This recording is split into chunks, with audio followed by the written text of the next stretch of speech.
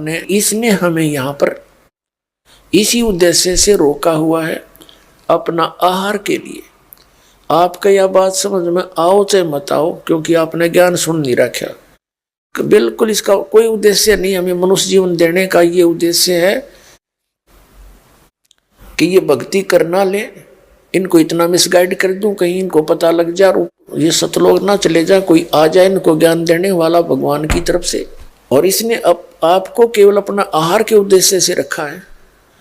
इसने हमारे में से ही 3 पुण्यात्मा सेलेक्ट कर ली, उन्हीं में से एक को ब्रह्मा की पदवी दे दी, एक को विष्णु की दे दी, दूसरे को शिव की, और इन तीनों को भी एक एक गुण युक्त कर दिया अपने षड्यंत्र के तहत।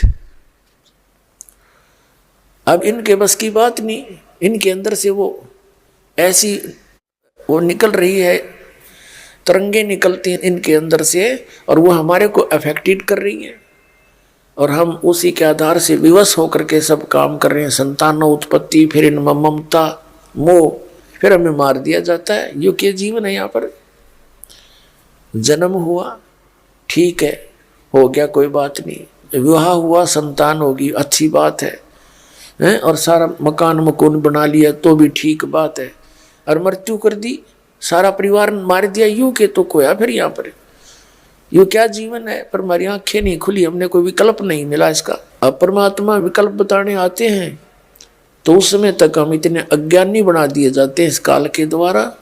हम इसके पक्ष में खड़े होकर इसी की ओर खड़े होकर के वाद विवाद करने लग जाते हैं अपने भगवान के साथ।